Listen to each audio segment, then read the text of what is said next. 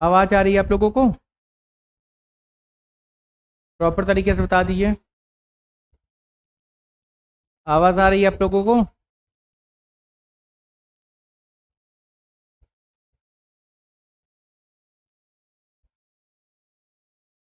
Proper तरीके से बता दीजिए आप लोग।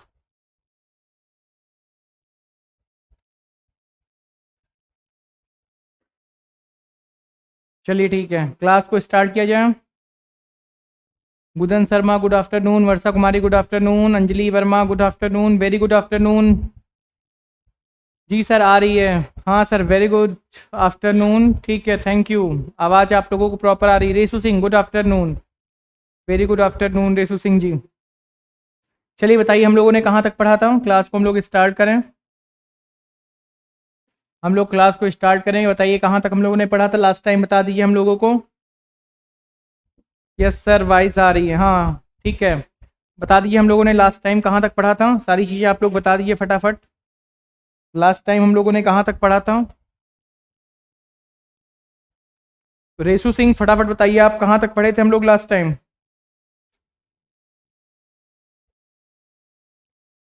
रेसू सिंह फटाफट बताइए कहाँ तक पढ़ा था हम लोगों ने लास्ट टाइम।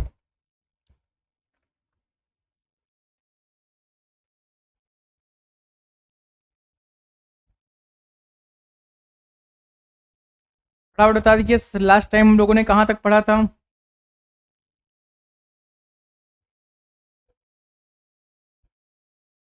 लास्ट टाइम बता दीजिए हम लोगों ने कहाँ तक पढ़ा था, आगे हम उसी के स्टार्ट करें। फटाफट बता दीजिए आप लोग लास्ट टाइम हम लोगों ने कहाँ तक पढ़ा था।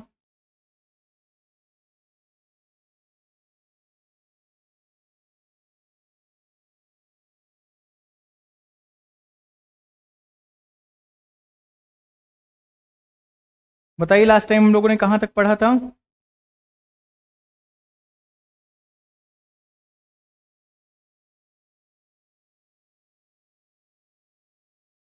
हम लोगों ने लास्ट टाइम कहाँ तक पढ़ा था, फटाफट बता दीजिए आप लोग।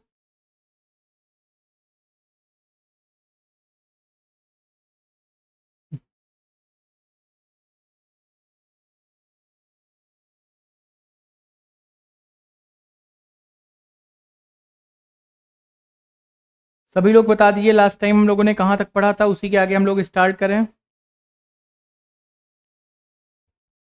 Sir Andaman and Nicobar Gujarat complete किया था और Ramsar site update, okay thank you.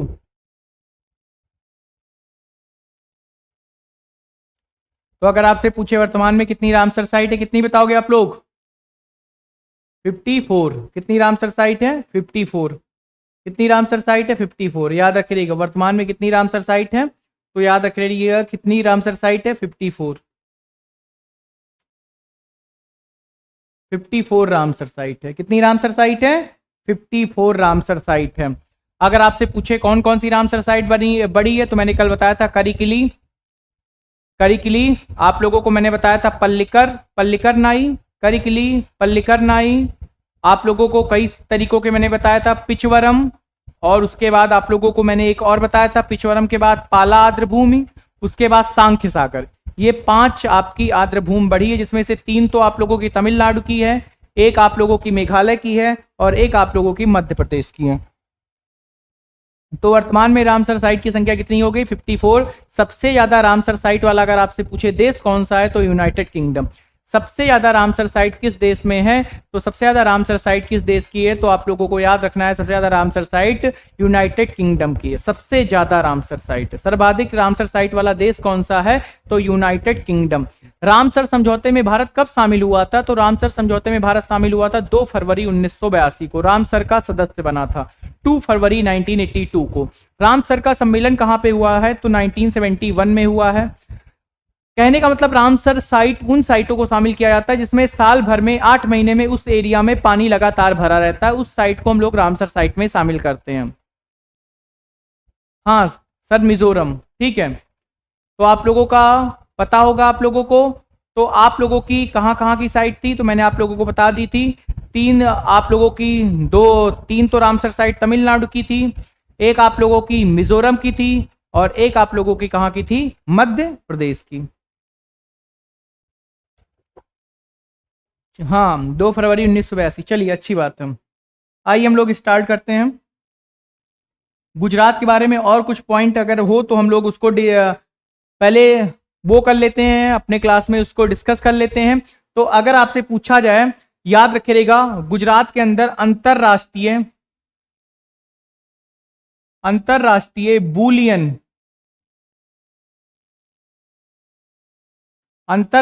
Boolean अगर आपसे पूछा जाए गुजरात राज्य के अंदर, अगर हम लोग और बात करें तो यहां पे ध्यान रखिएगा, अंतरराष्ट्रीय बुलियन केंद्र की आधारशिला गुजरात राज्य के अंदर रखी जाएगी। अंतरराष्ट्रीय बुलियन केंद्र की आधारशिला कहां पे रखी जाएगी? गुजरात राज्य के अंदर रखी जाएगी। मैंने आप लोगों को बताया था बालिका पंचायत का गठन करने वाला राज्य गुजरात है। Chaudhary Junaid Ali, good afternoon, very good afternoon Chaudhary Junaid Ali. तो आप लोगों को मैंने बताया था अंतरराष्ट्रीय आपका बुलियन केंद्र की आधारशिला भी गुजरात में रखी जाएगी। मैंने कल बताया था खिलौना संग्रहालय भी गुजरात में रखा जाएगा। कई सारी मैंने गुजरात के बारे में आप लोगों को योजना भी बताई थी। दुनिया की पहली उड़ने वाली कार गुजरात में बनाई जाएगी। वहां की योजनाएं, डेयरी सहकार योजना, कई तरीके की योजनाएं मैंने कल आपसे क्लास में डिस्कस की थी गुजरात के बारे में।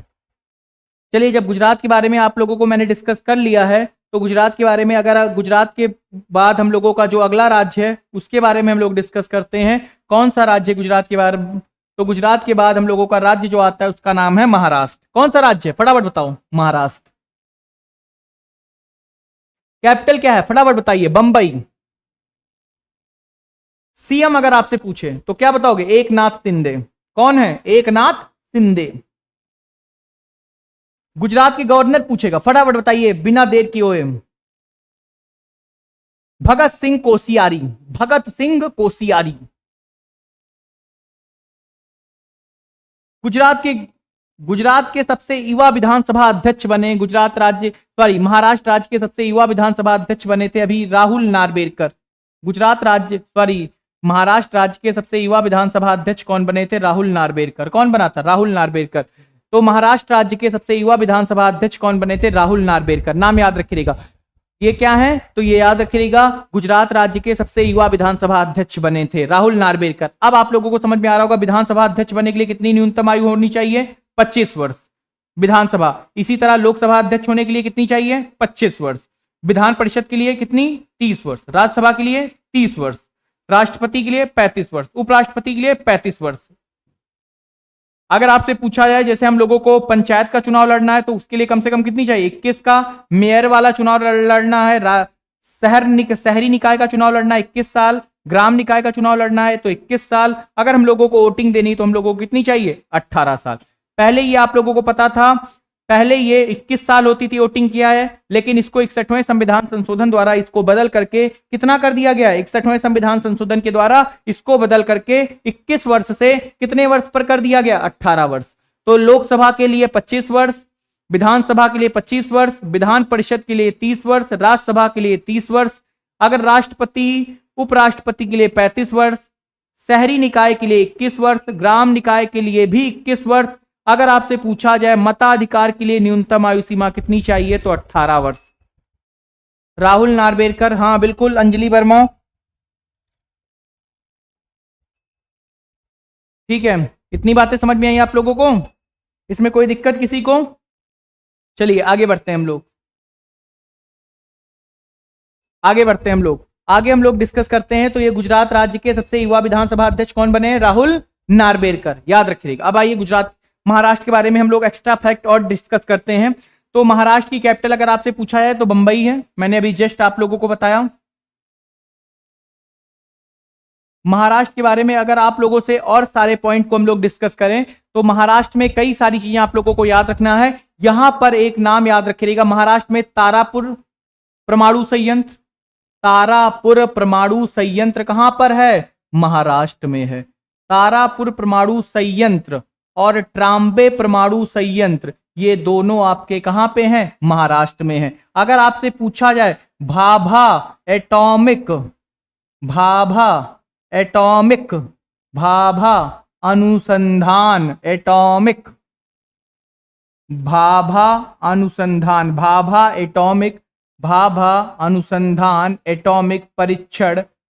अनुसंधान परीक्षण केंद्र, ये भी कहां पे है? महाराष्ट्र के बंबई में। तारापुर हो गया, ट्राम्बे हो गया और भाभा हो गया, ये सब कहां पे है? बंबई में। इसको हम लोग बोलते हैं Bhabha atomic research centre, BARC बोलते हैं। ये सब कहां पे है? ये सब के सब बंबई में। तारापुर हो गया, ट्राम्बे हो गया और भाभा अनुसंधान परीक्षण केंद्र, ये सब कहां पे है? ये सब के सब महाराष्ट्र में है। Anjali Verma, no sir. Okay ठीक है, थैंक यू। तो इतनी चीजें आप लोगों को समझ में आई। तारापुर हो गया, ट्राम्बे हो गया और भाभा अनुसंधान परीक्षण केंद्र, ये आप लोगों का अनुसंधान परीक्षण केंद्र, ये सब आपका कहां पे पड़ता है? महाराष्ट्र में पड़ता है। आइए हम लोग और डिस्कस करते हैं महाराष्ट्र के बारे में। अगर हम लोग और डिस्कस करें तो महाराष्ट्र के बारे में और क्या क्या चीजें याद कर सकते हैं, तो महाराष्ट्र में याद रखिएगा, महाराष्ट्र के अंदर एक जगह पड़ती है। महाराष्ट्र के अंदर हम लोग नदियों की बात करें, महाराष्ट्र में प्रमुख नदियों के बारे में बात करें तो यहाँ पे कुछ नदियों के नाम याद रखिएगा। एक तो नाम है कृष्णा नदी और एक का नाम है गोदावरी नदी। सुनिएगा ध्यान से, कृष्णा और गोदावरी नदी के बीच का खेल। कृष्णा नदी कहां से निकलती है? तो याद रखिएगा महाबालेश्वर से निकलती है। कहां से निकलती है? महाबालेश्वर से निकलती है। और गोदावरी कहां से निकलती है? नासिक जिले के त्र्यंबकेश्वर से। त्र्यंबकेश्वर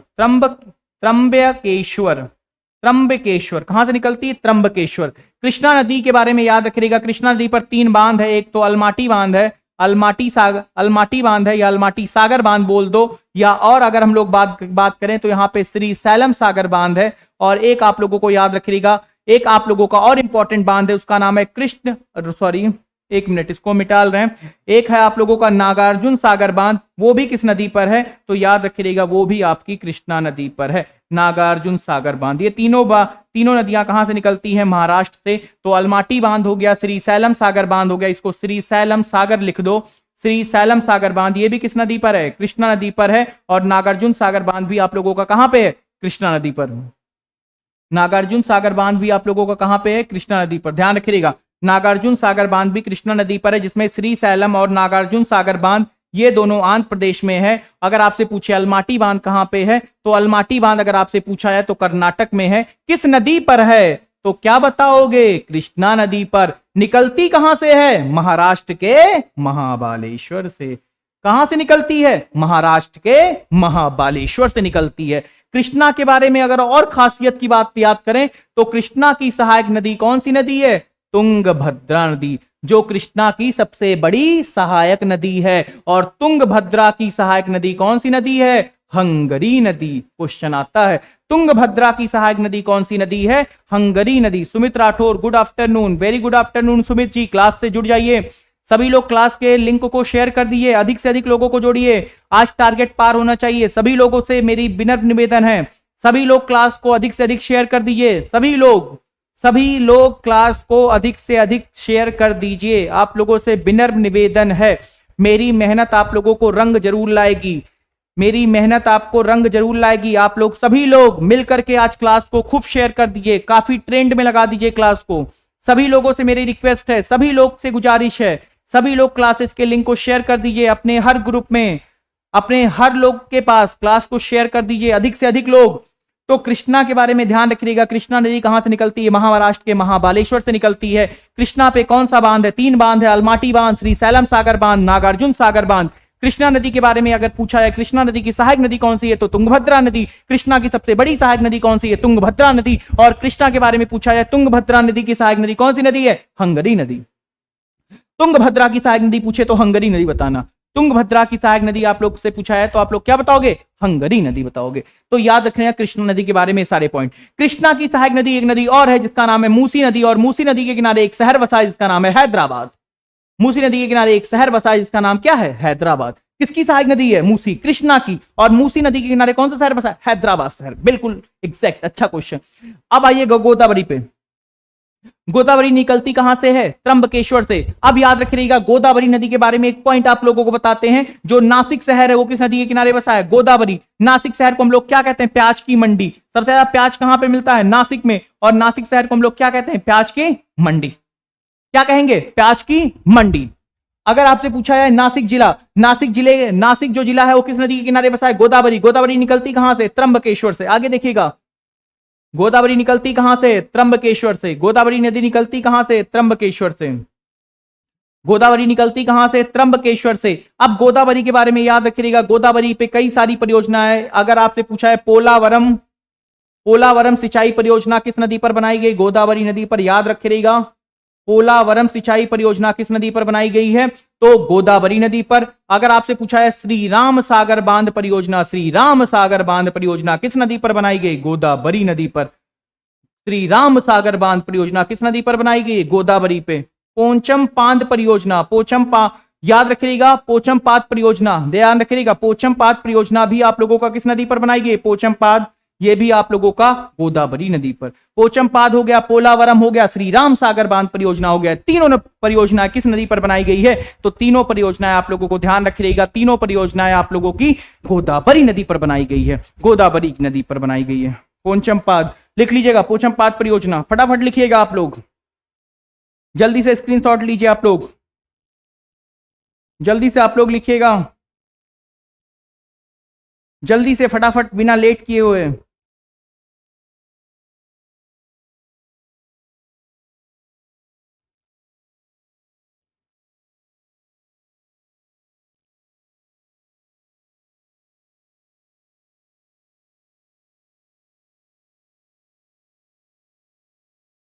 फटाफट लिखिए, फटाफट बिना देर किए हुए।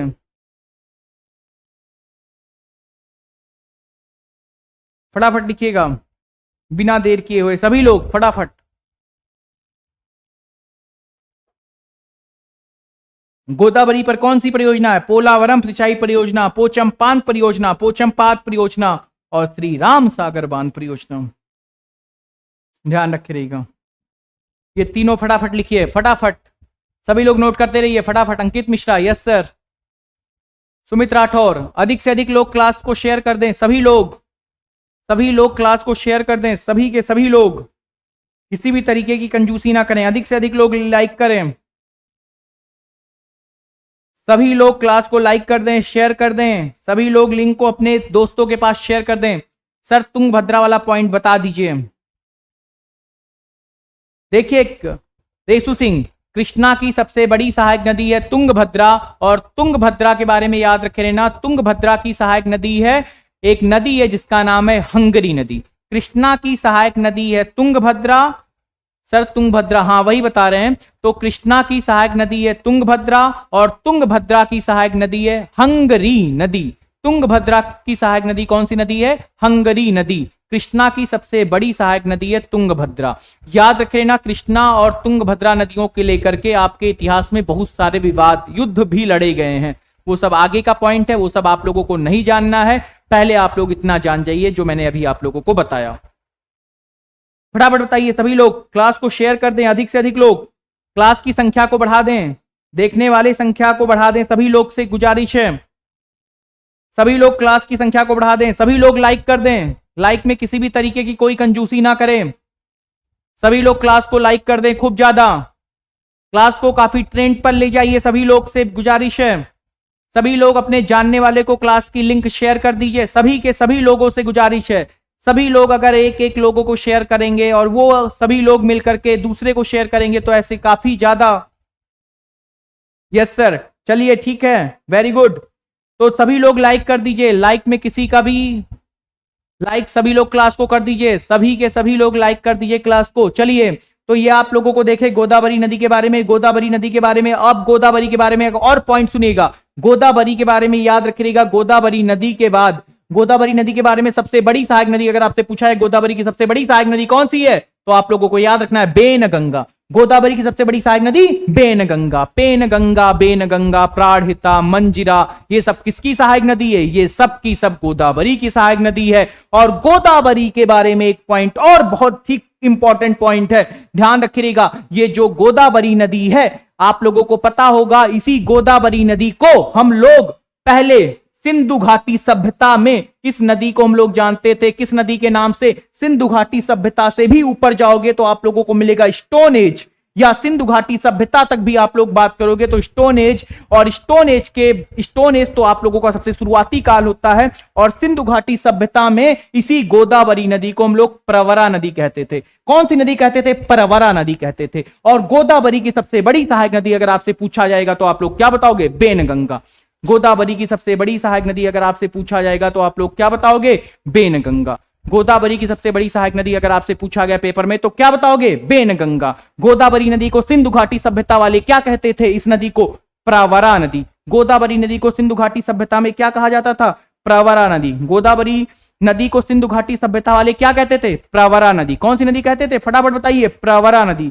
गोदावरी नदी को सिंधु घाटी सभ्यता वाले क्या नदी कहते थे? प्रवरा नदी। सभी लोग लाइक और शेयर को कर दीजिए, सभी लोग लाइक शेयर करिए, सभी लोग। इतनी बेहतरीन क्लास आप लोगों को दी जा रही है, सभी लोग लाइक और शेयर करिए, अधिक से अधिक लोग क्लास को शेयर करिए। सभी लोगों से मेरी गुजारिश है, फिर मैं कह रहा हूं बार बार, लाइक में कोई कंजूसी नहीं आनी चाहिए। सभी लोग लाइक कर दीजिए, क्लास को शेयर कर दीजिए अपने दोस्तों के पास, मित्रों के पास, सभी लोगों के पास, जानने वालों के पास, जो भी तैयारी से लगा हुआ सबके पास कर दीजिए। तो गोदावरी की सबसे बड़ी सहायक नदी कौन सी बताओगे? तो आप लोग बेनगंगा बताओगे। गोदावरी नदी को सिंधु घाटी सभ्यता में क्या कहते थे? तो प्रवरा नदी कहते थे। क्या कहते थे? प्रवरा नदी कहते थे।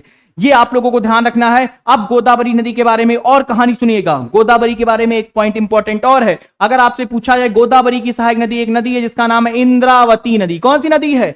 इंद्रावती नदी। और इसी इंद्रावती नदी पर एक वाटरफॉल बसा है जिसका नाम है चित्रकूट वाटरफॉल। बहुत पेपर में आता है, धुआंधार तरीके से आता है। चित्रकूट वाटरफॉल किस नदी पर बनाया गया है? तो इंद्रावती नदी पर। इंद्रावती किसकी सहायक नदी है? तो इंद्रावती सहायक नदी है किसकी? गोदावरी नदी की। गोदावरी नदी को क्या कहते हैं? प्रवरा नदी कहते हैं। कब कहते हैं? इंडस वैली सिविलाइजेशन में।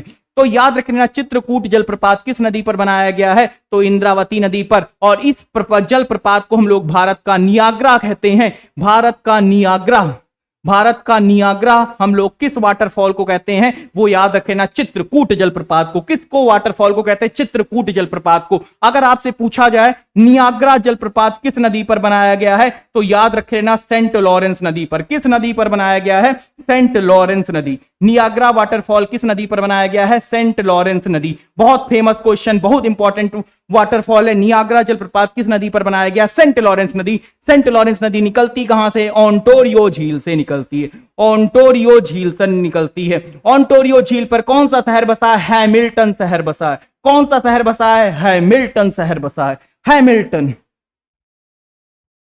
फटाफट नोट करते रहिए, फटाफट। सभी लोग क्लास को शेयर करिए, सभी लोग क्लास में लाइक की संख्या बढ़ाइए। आप लोग, ये सब आपकी जिम्मेदारी है। सभी लोग क्लास में लाइक की संख्या बढ़ाइए। क्लास को सभी लोग अपने फेसबुक पर शेयर कर दीजिए। अभी सभी लोगों से मेरी रिक्वेस्ट है, सभी लोग, जो लोग भी वीडियो को देख रहे हो, सभी लोग क्लास को अधिक से अधिक अपने फेसबुक पर शेयर कर दीजिए। सभी लोगों से विनम्र निवेदन है। तभी क्लास का अच्छा मजा मिलता है, तभी क्लास को पढ़ाने में और अच्छा लगता है जब कई सारे लोग जुड़ते हैं। सही सारे लोगों का ज्ञान जब इकट्ठा होता है तो क्लास को पढ़ाने में और रोचकता आती है, और ज्यादा एनर्जी आती है। तो याद रखिएगा, मैंने क्या बताया? गोदावरी की सहायक नदी है कौन सी नदी? इंद्रावती नदी। इंद्रावती नदी पर कौन सा वाटरफॉल बसा है? चित्रकूट वाटरफॉल बसा है। अगर आपसे पूछे चित्रकूट वाटरफॉल कहां पर है, तो चित्रकूट वाटरफॉल है छत्तीसगढ़ में। कहां पे है?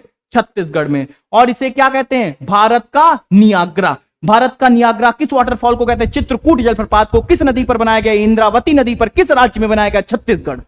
अगर आपसे क्वेश्चन आए, ये बताइए। उसके बाद अगर आप लोगों से और सारे पॉइंट निकल करके आते हैं, ये बताइए नियाग्रा जलप्रपात किस नदी पर बनाया गया? तो नियाग्रा जलप्रपात बनाया गया है सेंट लॉरेंस नदी पर। सेंट लॉरेंस नदी का कहां से निकलती है? ओंटारियो झील से निकलती है। अगर आपसे पूछा है ओंटारियो झील के किनारे कौन सा शहर बसा है? हैमिल्टन शहर बसा है। अब सुनो, अगर आपसे पूछा जाए सेंट लॉरेंस नदी का काम क्या होता है, तो ये यूएसए और कनाडा की क्या बनाती? सीमा बनाती है। यूएसए और कनाडा की सीमा बनाने वाली नदी का नाम बताइए? सेंट लॉरेंस नदी। सेंट लॉरेंस नदी क्या करती है? यूएसए और कनाडा की सीमा बनाती है। यूएसए और कनाडा की सीमा बनाने वाली नदी का नाम बताओ? सेंट लॉरेंस नदी। यूएसए और कनाडा की सीमा बनाने वाली नदी का नाम बताओ? यूएसए और कनाडा की सीमा बनाने वाली नदी का नाम? सेंट लॉरेंस नदी। फटाफट नोट करिए, फटाफट। सभी लोग आज क्लास को ट्रेंड पे ले जाना है। सभी लोगों से निवेदन है, सभी लोग क्लास को अधिक से अधिक ध्यान रखिएगा। क्लास को सभी लोग जोरदार तरीके से लाइक करिए, जोरदार तरीके से शेयर करिए। सभी लोगों से फटाफट बताइए। आप लोग, इतनी चीजें आपकी क्लियर है कि नहीं? फटाफट बताइए, सभी लोग बताइए, मिलकर बताइए सभी लोग। इतनी चीजों में कोई दिक्कत किसी को? फटाफट बताइए आप लोग। मैंने अभी तक आप लोगों को कुछ नदियां बताई, फिर से सुन लीजिएगा। अगर आपसे पूछा जाए, ये बताइए गोदावरी की सहायक नदी सबसे बड़ी कौन सी है? बेनगंगा। गोदावरी की सहायक नदी और एक नदी कौन सी? इंद्रावती नदी। इंद्रावती नदी पर कौन सा वाटरफॉल बसा है? चित्रकूट वाटरफॉल। किस राज्य में बसा है? अगर आपसे पूछे किस राज्य में बनाया गया है, तो आप लोग बताओगे छत्तीसगढ़। अगर आपसे पूछे जाए चित्रकूट जलप्रपात को क्या कहते हैं, तो इसे हम लोग भारत का नियाग्रा कहते हैं। और सुनिएगा, अगर आपसे क्वेश्चन ये आए, बताइए विश्व का नियाग्रा किस जलप्रपात को कहते हैं, तो विश्व का नियाग्रा या विश्व प्रसिद्ध नियाग्रा जलप्रपात किस नदी पर बनाया गया, तो सेंट लॉरेंस नदी। कहां से निकलती है, ओंटारियो झील से। सेंट लॉरेंस नदी का काम क्या होता है, तो यूएसए और कनाडा की सीमा बनाती है। अगर आपसे पूछा है ओंटारियो झील के किनारे कौन सा शहर बसा है, हैमिल्टन शहर बसा है। कौन सा शहर बसा है, हैमिल्टन शहर बसा है। सेंट लॉरेंस नदी पर कौन सा, सेंट लॉरेंस नदी कहां से निकलती है, तो याद रखिएगा सेंट लॉरेंस नदी निकलती है ओंटारियो झील से। और सेंट लॉरेंस नदी के किनारे अगर आपसे पूछा जाए ओंटारियो झील के किनारे कौन सा शहर बसा है, तो हैमिल्टन शहर बसा है। कौन सा शहर बसा है, हैमिल्टन। लाइक की संख्या बढ़ाइए आप लोग, सभी लोगों से निवेदन है, लाइक की संख्या सभी लोग बढ़ाइए, क्लास को अधिक से अधिक आप लोग शेयर करिए सभी लोग। आप देखिएगा आगे हम लोग डिस्कस करते हैं, ध्यान से सुनिएगा। ये तो आप लोगों का हो गया, मैंने कुछ पॉइंट आप लोगों को बताया। ये आप लोगों का कौन सी नदी थी, गोदावरी नदी। गोदावरी नदी मैंने आप लोगों को बता दिया। और आप लोगों को कौन सी नदी बता दिया, मैंने गोदावरी नदी बताया, आप लोगों को कृष्णा नदी बताया। और सुनिएगा यहां पर एक बांध बनाया गया जिसका नाम है कोयना बांध। कौन सा बांध बनाया गया, कोयना बांध। कोयना बांध, कोयना बांध किस नदी पर बनाया गया, कोयना नदी। कौन सी नदी पर, कोयना नदी। अब आप लोग कहोगे सर कोयना किसकी सहायक नदी है, हाँ बिल्कुल कहोगे। तो कोयना याद रख लेना, कोयना बांध किस नदी पर बनाया गया, कोयना नदी पर। और किसकी सहायक नदी है, तो याद रखना कृष्णा, का फॉर कोयना, का फॉर कृष्णा और का फॉर कोयना नदी। कोयना बांध किस नदी पर बनाया गया, कोयना नदी पर। और कहां बनाया गया है, तो याद रखिएगा कृष्णा नदी पर। किस राज्य में बनाया गया, महाराष्ट्र में। किस राज्य में बनाया गया है, महाराष्ट्र में। किस राज्य में बनाया गया है, महाराष्ट्र में। सभी लोग क्लास को अधिक से अधिक शेयर करिए, सभी लोगों से विनम्र निवेदन है, क्लास को अधिक से अधिक शेयर करिए। चलिए, ये तो हो गया आप लोगों का नदियों से मैंने रिलेटेड पॉइंट बता दिया महाराष्ट्र के बारे में। महाराष्ट्र के तट को कौन सा तट कहते हैं, मैंने कल भी बताया था आप लोगों को, कोंकण तट। कोंकण तट, महाराष्ट्र और गोवा तक के तट को हम लोग क्या कहते हैं, कोंकण तट, याद रखिएगा। अब आप सुनिएगा महाराष्ट्र के बारे में और सारे पॉइंट। इतने पॉइंट क्लियर हो गए, मैंने अभी जस्ट आप लोगों को बताया था, यहां पर ध्यान रखना, यहीं पर एक जगह पड़ती है दैमाबाद। क्या पड़ती है, दैमाबाद। और दैमाबाद ये प्रवरा नदी, इसी को हम लोग गोदावरी नदी कहते हैं। तो दैमाबाद जो है आपका कहां पड़ता है, महाराष्ट्र में। ये जो सिंधु घाटी सभ्यता वाले लोग थे, ये आप लोगों को पता होगा, ये जो लास्ट में ये पश्चिमोत्तर प्रांत है जिसको हम लोग बोलते हैं बलूचिस्तान। क्या बोलते हैं, बलूचिस्तान प्रांत। बलूचिस्तान, यहां पे एक जगह है जिसका नाम है सुतकांगनेडोर, ये लिख रहे हैं सुतकांगनेडोर। यहां पे एक नदी पड़ती है जिसका नाम है दास्क। कौन सी नदी, दास्क। और ये इनकी उत्तरी सीमा इनकी कहां से जाती थी, मांडा। और मांडा कहां पे पड़ता है, जम्मू कश्मीर में। किस नदी के तट पर, चेनाब। ये कहां है, जम्मू कश्मीर। और ये कहां है, आप लोगों को याद रखना है, महाराष्ट्र। और ये इन लोगों का कहां पड़ता है, ये पड़ता है इन लोगों का पाकिस्तान। पाकिस्तान के किस प्रांत में, बलूचिस्तान। और ये आप लोगों का पड़ता है आलमगीरपुर। कहां पड़ता है, आलमगीरपुर। कहां है, मेरठ में। किस नदी के तट पर, हिंडन। तो यही इन लोगों का क्या था, यही इन लोगों का विस्तार था। किसका विस्तार था, सिंधु घाटी सभ्यता, सैंदो घाटी सभ्यता के लोगों का विस्तार था। इनकी दक्षिणी सीमा पूछी जाती है, किससे लगती थी, दैमाबाद से। किस नदी से, प्रवरा नदी से। प्रवरा को आज क्या कहते हैं, गोदावरी। कहां पे है दैमाबाद, महाराष्ट्र में है। इसी के बीच में सिंधु घाटी सभ्यता के लोग निवास करते थे। ये आप लोगों को ध्यान रखना। बताइए, ये सारी चीजें क्लियर हैं। और बढ़ाइए लाइव की संख्या। लाइव की संख्या सभी लोगों से मेरी अनुरोध है 50 तक पहुंचनी चाहिए। 50 तक लाइव की संख्या आप लोगों को पहुंचानी है। आप लोगों का टारगेट है 50 तक लाइव की संख्या पहुंचाइए। आप लोगों का टारगेट है, सभी लोगों का टारगेट है, जितने लोग भी लाइव को देख रहे होंगे। फटाफट बताइए, इसमें कोई दिक्कत किसी को, फटाफट बताइए। क्लास को अधिक से अधिक लोग लाइव और शेयर करिए। सभी लोगों से निवेदन है, क्लास में लाइक की संख्या बढ़ा दीजिए, खूब ज्यादा बढ़ा दीजिए। बताइए, इसमें किसी को दिक्कत कोई, या कुछ ना आ रहा हो, फटाफट बताइए, बिना देर किए हुए सभी लोग बताइए। फटाफट बताइए सभी लोग, फटाफट बताइए आप लोग, किसी को कोई दिक्कत? सभी लोग बताइए, किसी को कोई दिक्कत या कुछ चीजें ना आ रही हो? फटाफट बताइए सभी लोग, सभी लोग। कोई डाउट हो, किसी तरीके का डाउट हो, आप लोग तुरंत पूछिए, बेहिचक पूछिए। फटाफट बताइए सभी लोगों को, किसी को कोई डाउट? किसी को कोई डाउट? फटाफट बताइए आप लोग, फटाफट बताइए कमेंट करके, फटाफट सभी लोग बताइए।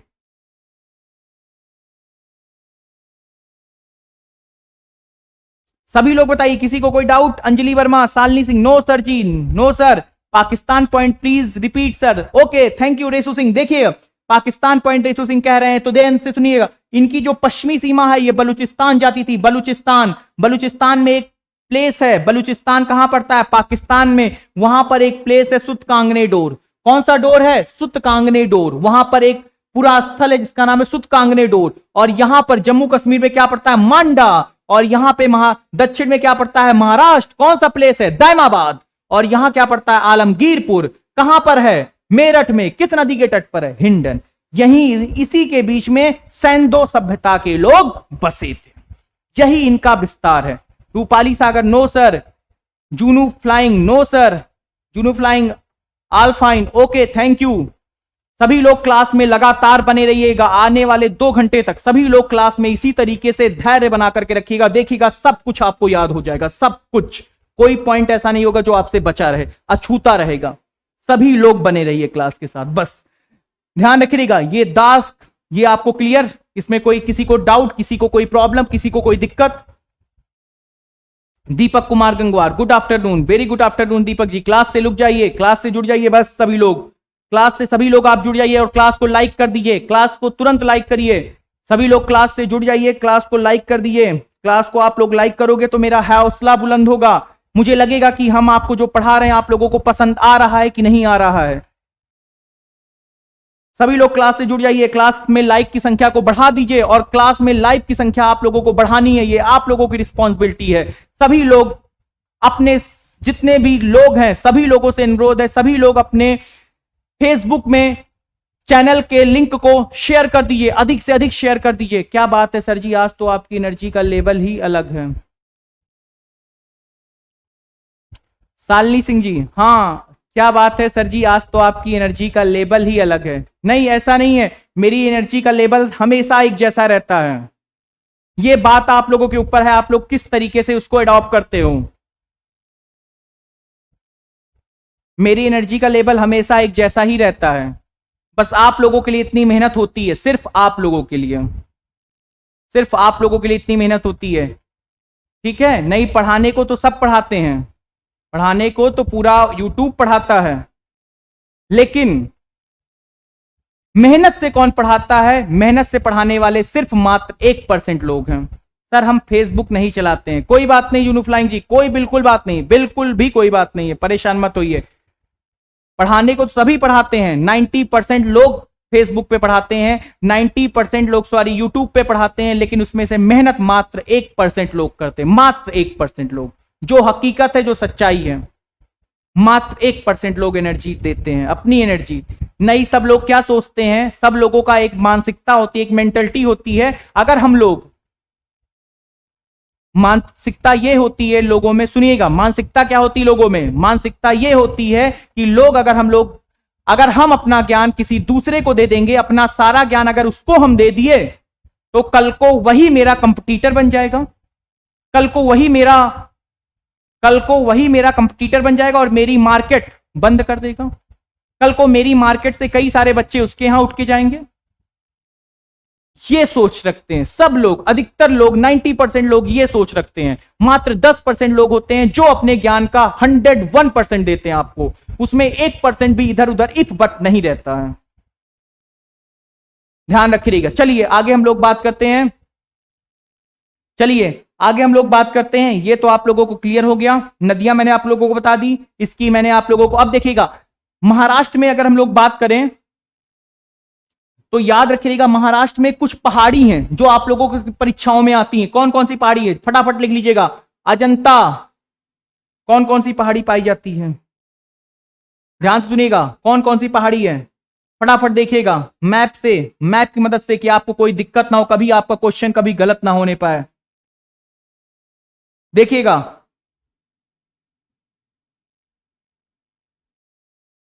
ये, देखिएगा ये आप लोगों को पता होगा, यहां पे पड़ता है एक पहाड़ी जिसका नाम है अजंता की पहाड़ी। कौन सी पहाड़ी है? अजंता। अजंता, अजंता के नीचे यहीं पर पड़ता हरिश्चंद्र, हरिश्चंद्र।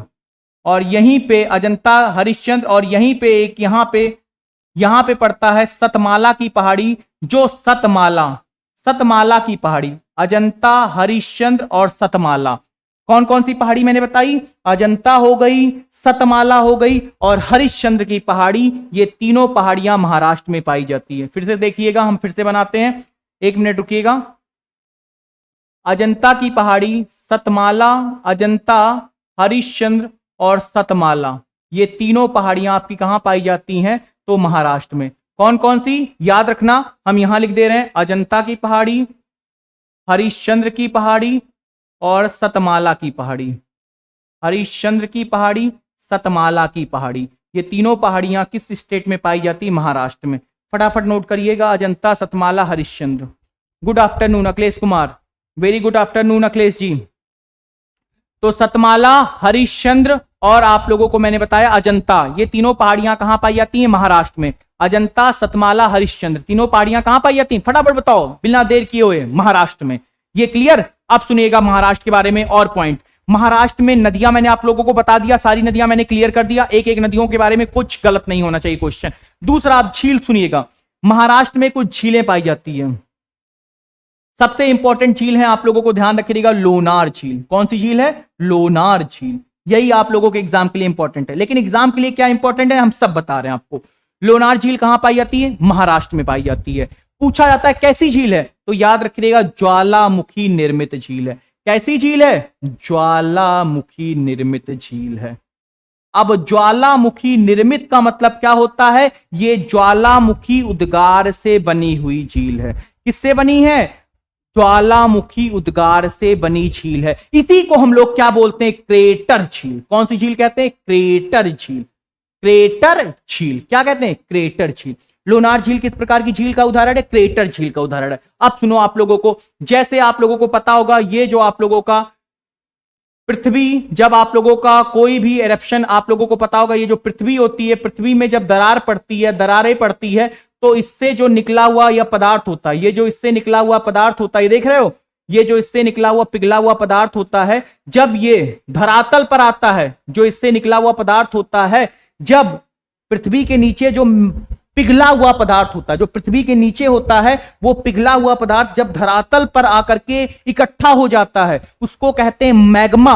और यही मैग्मा जब ठंडा हो जाता है, तो इसी को हम लोग क्या कहते हैं? लावा। पृथ्वी से निकला हुआ तप्त तरल पदार्थ मैग्मा कहलाता है। पृथ्वी से निकला तप्त तरल पदार्थ मैग्मा कहलाता है। पानी कैसा है? लोनार क्रेटर झील मीठे पानी की, रूपाली सागर लोनार मीठे पानी की, लोनार क्रेटर मैग्मा, सब बता रहे हैं, परेशान मत हो, बिल्कुल सब बता रहे हैं। अगर आपसे पूछा जाए, ये बताइए, अगर आपसे क्वेश्चन आए, ये बताइए मैग्मा क्या होता है, तो पृथ्वी से निकला हुआ तरल तप्त पदार्थ मैग्मा कहलाता है। और वही मैग्मा आकर के जब धरातल पर जम जाता है और जमकर ठंडा हो जाता है, तो उसको हम लोग क्या कहते हैं? लावा कहते हैं। क्या कहते हैं? लावा कहते हैं। अब उसी पृथ्वी से जो निकला पदार्थ है, तो यहां पर जो निकला हुआ पदार्थ है, यहां पर जैसे आप लोगों का ये है, पृथ्वी से जो निकला हुआ पदार्थ है, यहीं पर आकर के क्या हो जाएगा? यहीं पर आकर के जमा हो जाएगा। क्या हो जाएगा? जमा हो जाएगा। और ये जब जमा हो जाएगा, तो जब ये ठंडा हो जाएगा, तो ये क्या कहलाएगा? तो यही का यही आपका क्या बन जाता है? लावा। और यही देखिएगा ऐसे ऐसे ये और गहरा हो जाएगा, और गहरा हो जाएगा, ऐसे लगातार ये गहरा होता जाएगा। और आप लोग देख रहे हो ये ऐसे ऐसे है। अब ये देखिएगा, ये कुछ आप लोगों को स्ट्रक्चर दिख रही होगी, देखिएगा ध्यान से, ये कुछ स्ट्रक्चर ऐसी दिख रही होगी। ये अगर हम लोग इसको मिला देते हैं, तो ये आप लोगों को किस तरीके से लगता है? कप। और क्रेटर का आकार कैसा होता है? कप के आकार का। क्रेटर का आकार कैसा होता है? कप के आकार का, और इसी में लगातार जल भराव होता है और इसकी गहराई लगातार बढ़ती जाती है और इसी से क्या बन जाती है? झील। और उसी झील का उदाहरण कौन सी है? उसी झील का उदाहरण है लोनार झील। लोनार झील कैसी झील है? क्रेटर झील है। क्रेटर कैसा है? तो क्रेटर ज्वालामुखी का मुंह है, जहां से तप्त तरल मैग्मा बाहर निकलता है, वही ज्वालामुखी का मुख कहलाता है, उसी को हम लोग क्रेटर कहते हैं। और वही जब क्रेटर बड़ा हो जाता है, खूब बड़ा हो जाता है, विशाल हो जाता है, तो वही क्रेटर आपका बाद में बन के आ जाता है कॉल्डेरा। क्रेटर जब और बड़ा हो जाता है और विशाल हो जाता है और बड़ा हो जाता है, उसकी जो होती है उसकी गहराई और बड़ी हो जाती है और विशाल हो जाता है, तो उसको हम लोग क्या कहते हैं? कॉल्डेरा। तो समझ में आया? बताइए, फटाफट बताइए सभी लोग, सभी लोग बताइए। क्लास में लाइक की संख्या बढ़ा दीजिए, सभी लोग बताइए। समझ में आया आप लोगों को? फटाफट बताइए सभी लोग, फटाफट बताइए। सभी लोगों को समझ में आया? Yes sir, Sumit Rathore. और लोग बताइए फटाफट। सर मैं काफी टाइम से ऑनलाइन आप आई हूं ना सर, प्लीज आप बताएंगे कि आप कितने दिन से लेक्चर ले रहे हो? रेशमा जी कह रही हैं मैं काफी टाइम बाद ऑनलाइन आ पाई हूं सर, प्लीज आप बताएंगे कि आप कितने दिन बाद लेक्चर ले रहे हैं? बिल्कुल, हम आज मेरा दूसरा लेक्चर है, ठीक है। इससे पहले मैंने पहला लेक्चर लिया था, आज दूसरा है। आज मेरा दूसरा लेक्चर है रेशमा जी। क्लास को सभी लोग लाइक कर दीजिए, सभी लोग लाइक कर दीजिए। क्लास में लाइक की संख्या बढ़ा दीजिए, क्लास में लाइक की संख्या बढ़ा दीजिए, प्लस लाइक की संख्या, लाइव लाइक दोनों। क्लियर हो गया? अब सुनिएगा, चलिए आगे हम लोग डिस्कस करते हैं, आगे डिस्कस करते हैं। इतनी बातें क्लियर हो गई? तो ये सारे पॉइंट आप लोगों को ध्यान रखने हैं। तो लोनार झील किस प्रकार की झील है? अब देखिएगा, हम लोग थोड़ा सा ज्वालामुखी के बारे में अध्ययन कर लेते हैं। अगर आपसे पूछा जाए ज्वालामुखी क्या होती है?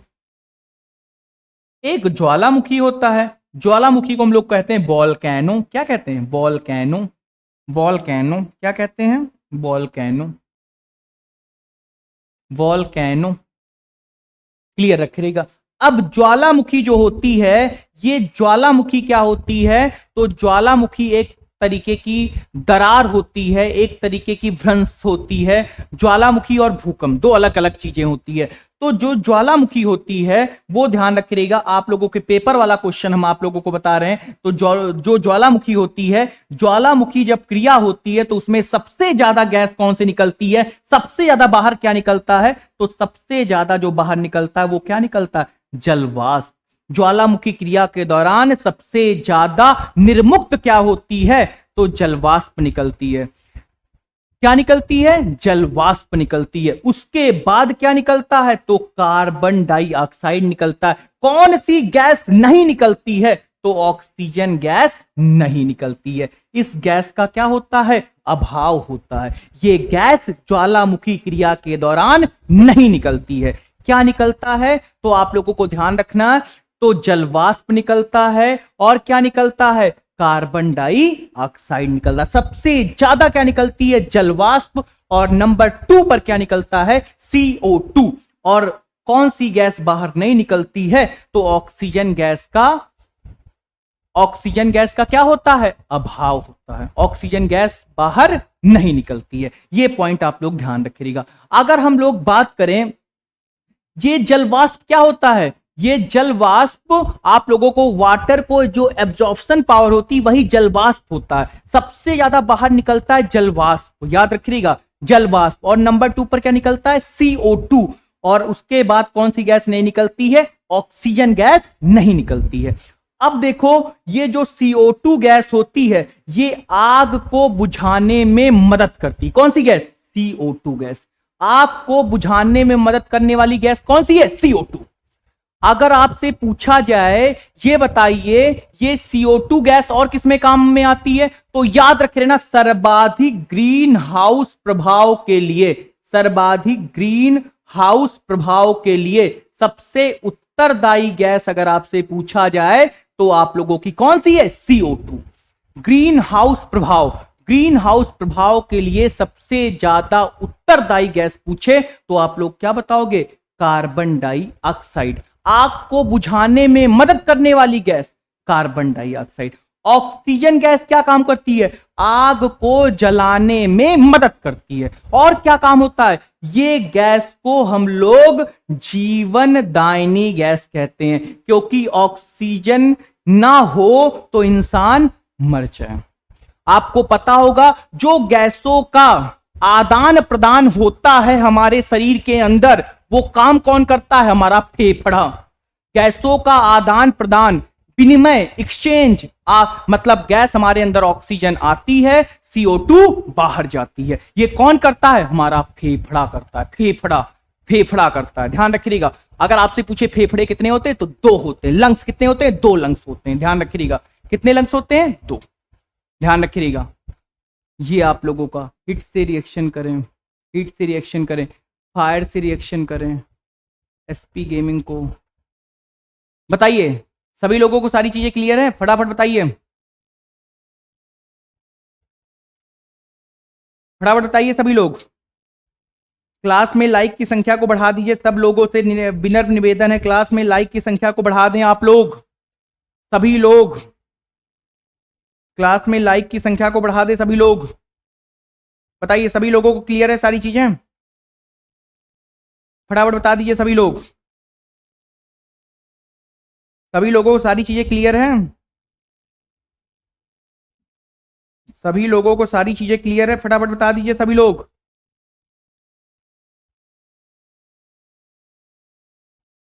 फटाफट बताइए सभी लोग।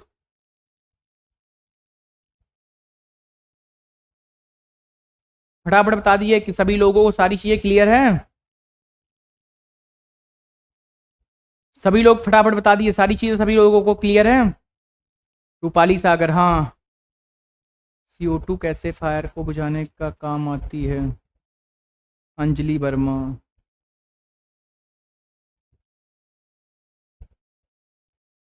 ये तो आप एसपी गेमिंग को कह रहे हैं CO2 कैसे फायर के बुझाने में काम में आती है। किस बेस पर काम करती है तो आप केमिस्ट्री से पूछिएगा, मेरा टॉपिक तो है नहीं।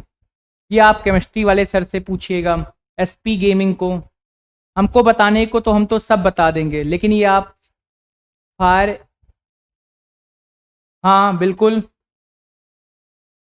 तो बस आप लोगों को मैंने बेसिक चीज़ें आपको क्लियर कराई है। जो चीज़ें आपकी बेसिक थी वो मुझे आप लोगों को ध्यान दिलानी थी। बेसिक चीज़ें आपको क्लियर कराई। आप लोग 10 मिनट का, 5-10 मिनट का आप लोगों से ब्रेक चाहते हैं। 5-10 मिनट के बाद हम लोग क्लास को कंटिन्यू करते हैं। 5-10 मिनट, ठीक है? 5-10 मिनट में आप लोग कहीं जाइएगा नहीं। 5-10 मिनट में आप लोगों की क्लास कंटिन्यू होती है। 5-10 मिनट, ध्यान रखिएगा।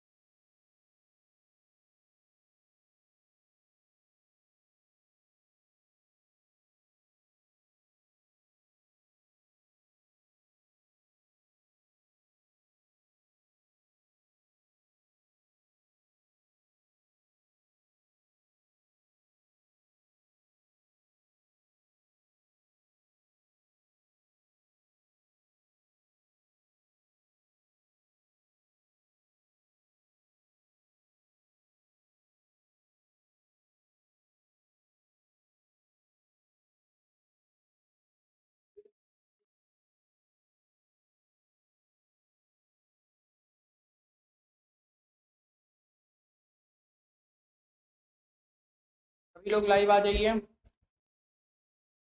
बिना लेट किए हुए ही। कितनी बातें समझ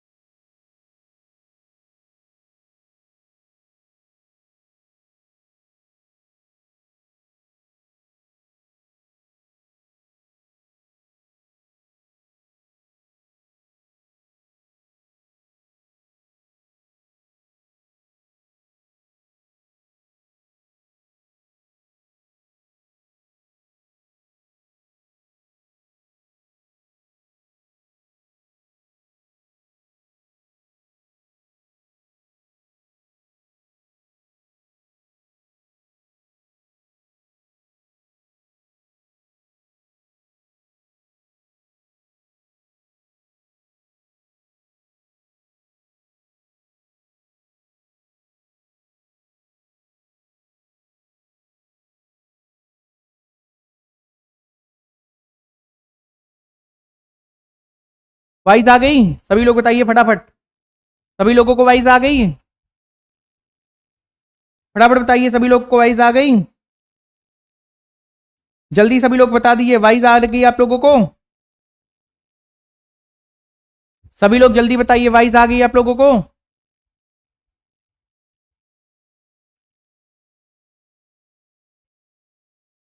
सभी लोगों को वाइज आ गई? जल्दी बताइए। Sumit Rathore, yes sir. सभी लोग लाइव आ जाइए, सभी लोग लाइव आ जाइए, फिर से कह रहे हैं सभी लोग लाइव आ जाइए क्लास को। Yes sir, now clear. चलिए सभी लोग लाइव आ जाइए, सभी लोग लाइव आ जाइए क्लास में, सभी लोग। Anjali Verma, yes sir. चलिए ठीक है, थैंक यू। आइए चलिए अब हम लोग डिस्कस करते हैं। देखिएगा ज्वालामुखी में और कुछ पॉइंट आप लोगों को बता देते हैं जो आपके पेपर के लिए इंपॉर्टेंट हो। जो पेट दे रहे हैं उनके लिए बहुत इंपॉर्टेंट पॉइंट चल रहा है, पेट वाले जरूर देखिए।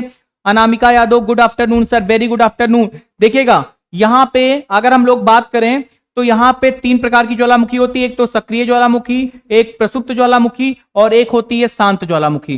प्रसुप्त को हम लोग सुसुप्त ज्वालामुखी भी बोलते हैं। सुसुप्त शांत को हम लोग निष्क्रिय ज्वालामुखी बोलते हैं। ध्यान से सुन लेना, हम सब पॉइंट एक एक पॉइंट क्लियर कर दे रहे हैं कि कोई दिक्कत ना हो आप लोगों को। सक्रिय ज्वालामुखी को हम लोग बोलते हैं जागृत ज्वालामुखी। अगर आपसे पूछा जाए सबसे सक्रिय ज्वालामुखी, अगर आपसे पूछा है विश्व का सबसे सक्रिय ज्वालामुखी कौन सा, सबसे सक्रिय, तो याद रखिएगा विश्व का सबसे सक्रिय ज्वालामुखी कौन सा है, तो विश्व का सबसे सक्रिय ज्वालामुखी कौन सा है, किलायु। कौन सा ज्वालामुखी है विश्व का सबसे सक्रिय ज्वालामुखी, किलायु ज्वालामुखी, सबसे सक्रिय ज्वालामुखी। अगर आपसे पूछा जाए विश्व का, याद रखिएगा विश्व का सबसे सक्रिय ज्वालामुखी कौन सा है, किलायु। याद रखिएगा विश्व का सबसे सक्रिय ज्वालामुखी कौन सा है, किलायु। अगर आपसे पूछा जाए ये बताइए, उसके बाद अगर हम लोग बात करें तो यहां पे एक किलायु ज्वालामुखी है। अगर आपसे पूछा जाए विश्व का सबसे सक्रिय ज्वालामुखी किलायु है। अगर आपसे क्वेश्चन आ गया विश्व का सबसे ऊंचा सक्रिय ज्वालामुखी पर्वत कौन सा है, तो याद रखिएगा कोटोपैक्सी। कौन सा है, कोटोपैक्सी, माउंट कोटोपैक्सी। कहां पे पड़ता है, इक्वाडोर में। हम लोकेशन के साथ लिख रहे हैं आप लोगों को। विश्व का सबसे ऊंचा ज्वालामुखी पर्वत कौन सा है, माउंट कोटोपैक्सी। कहां पड़ता है, इक्वाडोर में। विश्व का सबसे सक्रिय ज्वालामुखी कौन सा है, किलायु। किलायु कहां पड़ता है, तो याद रखिएगा यूएसए में। अगर आपसे पूछा जाए ये बताइए विश्व का सबसे सक्रिय ज्वालामुखी कौन सा हो गया, किलायु। अगर आपसे पूछा जाए विश्व का सबसे ऊंचा सक्रिय ज्वालामुखी पर्वत कौन सा हो गया, माउंट कोटोपैक्सी। अगर आपसे पूछा जाए ये बताइए विश्व का सबसे विशाल ज्वालामुखी कौन सा, विशाल, विशाल, यस, विश्व का सबसे विशाल ज्वालामुखी जो सबसे ज्यादा विशाल है, काफी अच्छा, या आप लोग ऐसा समझिएगा विश्व का सबसे विशाल ज्वालामुखी, तो याद रखिएगा विश्व का सबसे सक्रिय ज्वालामुखी किलायु है। विश्व का सबसे सक्रिय ज्वालामुखी पर्वत कौन सा है, माउंट कोटोपैक्सी। ये सब किस ज्वालामुखी के उदाहरण है, सक्रिय। इसके बाद अगर हम लोग बात करें तो यहां पे एक ज्वालामुखी आती है जिसका नाम आप लोग सुनिएगा, उसका नाम है स्ट्रोम्बोली। किस प्रकार की ज्वालामुखी है, सक्रिय ज्वालामुखी। और किस द्वीप पर मिलती है, ये पेपर में बहुत आता है, लिपारी द्वीप पर मिलती है। किस देश में लिपारी द्वीप है, इटली में। और ये जब ज्वालामुखी निकलती है, ज्वालामुखी फटता है, तो इसका विस्फोट इतनी ज्यादा प्रज्वलित, इतना ज्यादा ये प्रकाशमान, या इतनी ज्यादा ये इतना ज्यादा हीट फेंकता है कि आसपास के पूरे क्षेत्र में एक प्रकाशमय हो जाता है। पूरा क्षेत्र जो होता है भूमध्य सागर का, वो प्रकाशमय हो जाता है, मतलब पूरी तरीके से लाइट से घिर जाता है। इसीलिए स्ट्रोम्बोली ज्वालामुखी को भूमध्य सागर का प्रकाश स्तंभ कहते हैं। किस प्रकार की ज्वालामुखी है, तो याद रखिएगा भूमध्य सागर का प्रकाश स्तंभ किस ज्वालामुखी को कहते हैं, स्ट्रोम्बोली। कहां पे है, इटली के लिपारी द्वीप में है। इटली के किस द्वीप पर है, तो याद रखिएगा इटली के लिपारी द्वीप पर है। तो मैंने कितनी ज्वालामुखी बताई, एक तो मैंने आपको किलायु बताया, कोटोपैक्सी बताया, और दूसरा मैंने आप लोगों को बताया स्ट्रोम्बोली। और एक ज्वालामुखी इटली में है, उसका नाम है माउंट एटना। माउंट एटना किस द्वीप पर है, सिसिली द्वीप पर है। किस प्रकार की ज्वालामुखी है, तो यह भी एक सक्रिय ज्वालामुखी का ही उदाहरण है। सक्रिय ज्वालामुखी पर्वत माउंट एटना। तो मैंने सक्रिय ज्वालामुखी में क्या क्या बताया आपको, किलायु बताया। विश्व का सबसे सक्रिय ज्वालामुखी, विश्व का सबसे सक्रिय ज्वालामुखी कौन सा है, किलायु है, किलायु। उसके बाद मैंने आप लोगों को बताया विश्व का सबसे ऊंचा सक्रिय ज्वालामुखी पर्वत माउंट कोटोपैक्सी। स्ट्रोम्बोली ज्वालामुखी कहां पड़ता है, इटली में। किस द्वीप पर पड़ता है, लिपारी द्वीप में। क्यों फेमस है, क्योंकि इसे भूमध्य सागर का प्रकाश स्तंभ कहते हैं। अगर आपसे पूछा है माउंट एटना किस द्वीप पर है, सिसिली द्वीप पर है। किस देश में है, तो इटली देश में है। किस देश में है, इटली देश में। ये आप लोगों का सक्रिय हो गया। आप आइएगा प्रसुप्त। प्रसुप्त में अगर हम लोग बात करें तो प्रसुप्त ज्वालामुखी में एक उदाहरण है फ्यूजियामा। कौन सी ज्वालामुखी है, फ्यूजियामा। कहां पड़ती है, जापान में। फ्यूजियामा ज्वालामुखी कहां पे, जापान। फ्यूजियामा कैसी ज्वालामुखी है, तो याद रखिएगा फ्यूजियामा ज्वालामुखी आप लोगों की कहां पे है, तो फ्यूजियामा ज्वालामुखी आपकी जापान में। कैसी ज्वालामुखी है, अगर आपसे पेपर में आए तो प्रसुप्त ज्वालामुखी बताइएगा। फ्यूजियामा हो गया। और सुनिएगा एक ज्वालामुखी विसुबियस। कौन सी ज्वालामुखी, विसुबियस। विसुबियस क्राकाटोआ। विसुबियस क्राकाटोआ। विसुबियस कहां पे है, ये भी आप लोगों का इटली में, भूमध्य सागर के आसपास वाली इलाका है। कैसी ज्वालामुखी है, तो कैसी ज्वालामुखी, प्रसुप्त। क्राकाटोआ कहां पे, इंडोनेशिया। ये भी कैसी ज्वालामुखी, प्रसुप्त। फ्यूजियामा कहां पे, जापान। कैसी ज्वालामुखी है, प्रसुप्त। तो प्रसुप्त ज्वालामुखी में कौन कौन सा हो गया, फ्यूजियामा, विसुबियस और क्राकाटोआ। फ्यूजियामा फ्यूज हो गया, क्या फ्यूज हो गया? विसुवियस। विसुवियस का मतलब होता है इसका, इस कमरे का बल्ब फ्यूज हो गया। तो बल्ब से याद कर लो क्या? विसुवियस। फ्यूज से याद कर लो फ्यूजियामा। इस कमरे का बल्ब फ्यूज हो गया। अब क्या करो, इस कमरे के अंदर एक क्राकाटोआ। क्राकाटोआ का मतलब क्या होता है? तो इस कमरे के अंदर एक अच्छा सा कोई क्राकाटोआ। क्राकाटोआ को भी आप लोग ऐसे कोरिलेट करके याद कर लो। क्राकाटोआ कहां पड़ता है? इंडोनेशिया। कैसी ज्वालामुखी है ये सब? प्रसुप्त ज्वालामुखी। कौन कौन सा? फिर से सुनिएगा, फ्यूजियामा। फ्यूजियामा के बाद आप लोगों का विसुवियस। इस कमरे का बल्ब फ्यूज हो गया, विसुवियस। और कौन सा? फ्यूजियामा। तीसरा आपका क्राकाटोआ। कैसी ज्वालामुखी हो गई? प्रसुप्त ज्वालामुखी। याद रख लेना। अब आइएगा शांत ज्वालामुखी कौन कौन सी होती है, तो याद रखिएगा। एक है शांत ज्वालामुखी का उदाहरण है एकांक गुआ। एकांक गुआ। एकांक गुआ, माउंट एकांक गुआ। कौन कौन सी है? एक याद रखिएगा, विश्व का सबसे शांत ज्वालामुखी पर्वत। अगर आपसे पेपर में आए विश्व का सबसे शांत ज्वालामुखी पर्वत है तो किलीमंजारो है। और एकांक गुआ भी किस प्रकार का ज्वालामुखी पर्वत है, तो ये भी याद रखिएगा। ये भी आप लोगों का कैसा ज्वालामुखी पर्वत है? एकांक गुआ। तो एकांक गुआ भी आप लोगों का है कैसी ज्वालामुखी पर्वत है? तो ध्यान रखिएगा, एकांक गुआ भी आप लोगों का शांत है। कौन सा? एकांक गुआ। एकांक गुआ। एकांक गुआ हो गया और किलीमंजारो हो गया। बताइए सभी लोगों को समझ में आया? फटाफट बताइए सभी लोग, क्लास सभी लोग बताइए फटाफट। इतनी चीजें क्लियर है सभी लोगों को? सभी लोग बताइए फटाफट। इतनी चीजें सभी लोगों को क्लियर है? सभी लोग बताइए, इतनी चीजें सभी लोगों को क्लियर है? इतनी चीजें सभी लोगों को क्लियर है? सभी लोग फटाफट बताइए। सभी लोग बिल्कुल देर किए हुए सभी लोग बताइए, इतनी चीजें आपको क्लियर है? इतनी चीजें आप लोगों को क्लियर है? यस, एसपी गेमिंग को यस। और भारत में भी दो ज्वालामुखी पाई जाती, कल मैंने डिस्कस किया था, एक तो बैरन और एक नारकोंडम। बैरन सक्रिय है, नारकोंडम प्रसुप्त है। याद रखिएगा। चलिए, ये तो हो गया ज्वालामुखी से पॉइंट। मैंने झील से आपको ज्वालामुखी भी कवर करा दी। अब सुनिएगा, यहां पे महाराष्ट्र में आप लोगों को पता होगा सर किलीमंजारो कहां पर है? अरे किलीमंजारो तंजानिया में है, अफ्रीका में। किलीमंजारो कहां पड़ता है? तंजानिया। याद रखेना, अफ्रीका की सबसे हाईएस्ट पीक कौन सी है? Mount Kilimanjaro. कहां पे है? तंजानिया में। Anamika Yadav, yes sir.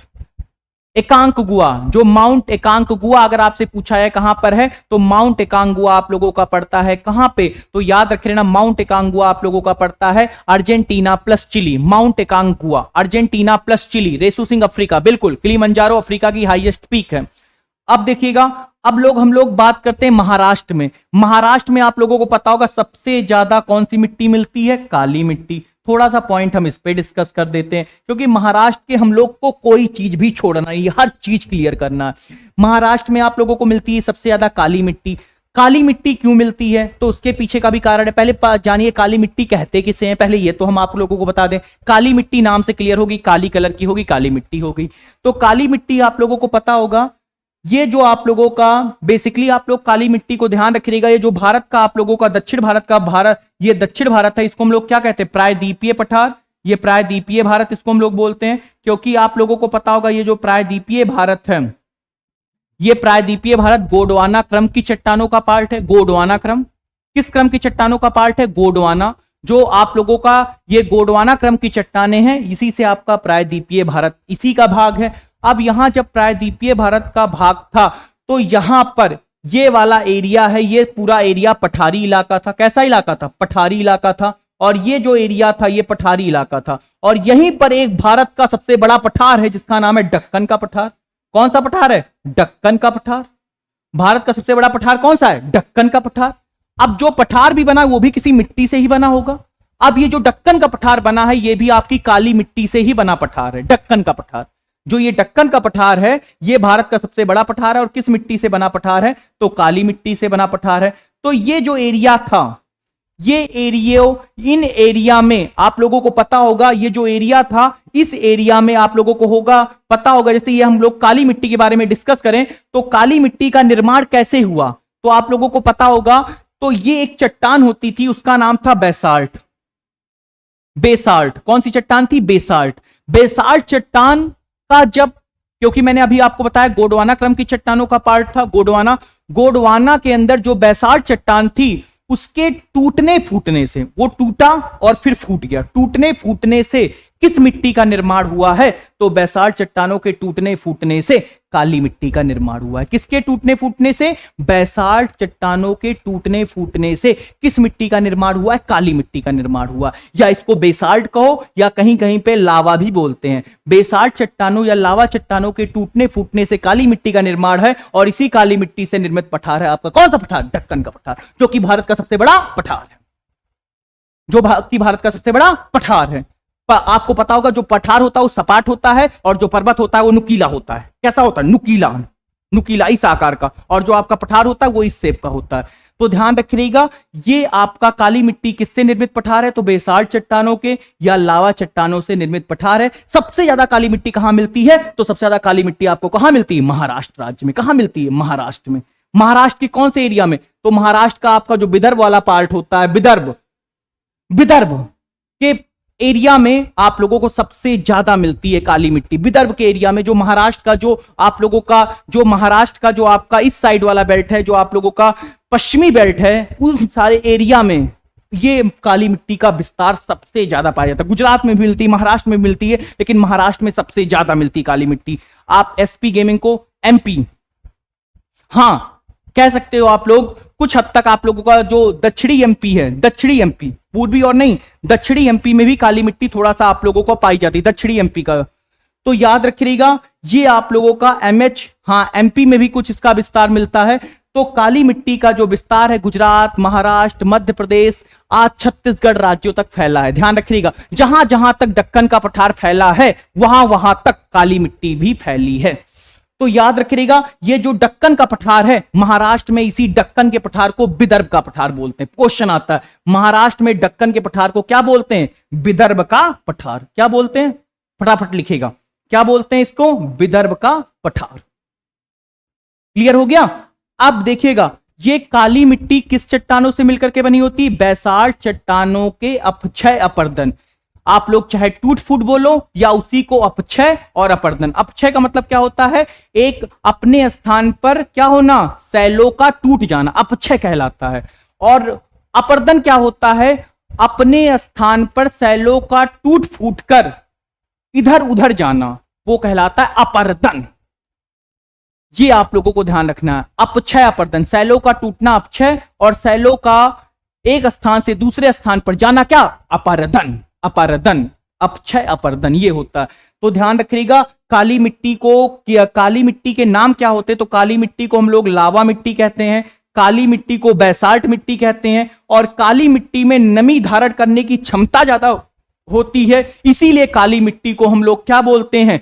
स्वतः जुताई योग्य मिट्टी। क्योंकि इसमें जब नमी धारण करने की क्षमता होगी तो इसको जुताई की कम आवश्यकता होगी, तो ये अपने आप ही इसमें इतनी ज्यादा एब्जॉर्प्शन पावर होती, इतनी ज्यादा ग्रहण करने की क्षमता होती है कि ये खुद ही अपने आप को क्या कर, किसके योग्य बना लेती? जुताई के योग्य बना लेती। खुद इसको करने की आवश्यकता नहीं पड़ती कि ट्रैक्टर चला करके बैल में हल लगा करके हम लोग खेत को यहां पे जुताई नहीं करते हैं। इसीलिए इस मिट्टी को हम लोग क्या बोलते हैं? स्वतः जुताई योग्य मिट्टी, कपासी मिट्टी, रेगुड़ मिट्टी, ये सब किसके नाम है? काली मिट्टी के। इसको हम लोग क्या बोलते हैं? ये मिट्टी ऐसी होती है जो कि जुताई की कम नीड होती है। किसके लिए फेमस होती? कपास की खेती के लिए। इसीलिए काली मिट्टी को कपासी मिट्टी कहते हैं। फटाफट बताइए, सभी लोगों को सारी चीजें क्लियर है? फटाफट बताइए, सभी लोगों को सारी चीजें क्लियर है? फटाफट बताइए सभी लोग, सभी लोग बताइए, सभी लोगों को सारी चीजें क्लियर है? सभी लोग फटाफट बताइए। रेसू सिंह, लाइक की संख्या को बढ़ा दे सभी लोग, फटाफट लाइक की संख्या को बढ़ा दे सभी लोग। क्लास को शेयर कर दें अधिक से अधिक लोग, क्लास को शेयर कर दीजिए आप लोग, क्लास को शेयर कर दीजिए आप लोग। लाइक की संख्या को बढ़ा दीजिए सभी लोग, फटाफट बताइए। सभी लोगों को सारी चीजें क्लियर हैं? सभी लोग बताइए फटाफट। Yes sir, all clear.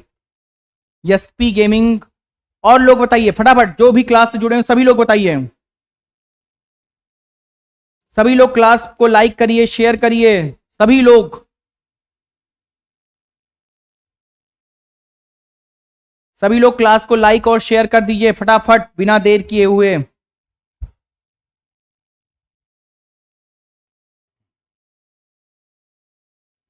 सभी लोग क्लास को लाइक और शेयर कर दीजिए फटाफट, सभी लोग।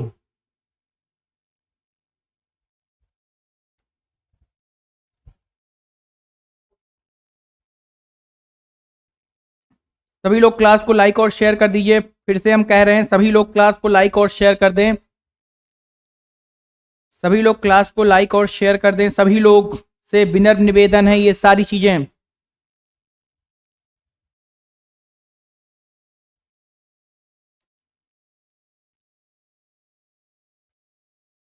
सर आप करंट अफेयर्स बहुत अच्छा पढ़ाते हैं एसपी गेमिंग को।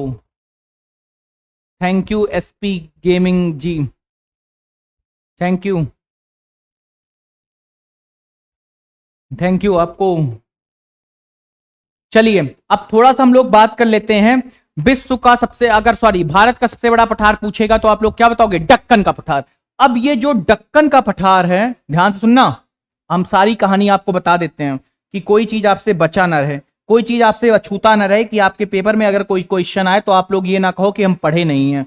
आपको सब कुछ हम बता डालते हैं कि आपके पेपर में अगर कुछ भी पूछे एग्जामिनर तो आप कुछ भी बताओ, ऐसा कोई क्वेश्चन ना हो जो आपसे बाहर से आए।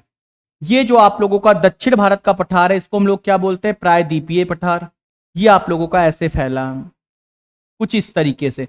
अब ये जो महाराष्ट्र वाला इलाका है, इस इलाके में इसको हम लोग क्या कहते हैं? विदर्भ का पठार। क्या कहते हैं? विदर्भ का पठार। और ये जो महाराष्ट्र के बाद आपका गोवा पड़ता है, गोवा के बाद आप लोगों का ये जो कर्नाटक वाला एरिया है, इस कर्नाटक एरिया में इस पठार को हम लोग बोलते हैं धारवाड़ का पठार। क्या बोलते हैं? धारवाड़ का पठार।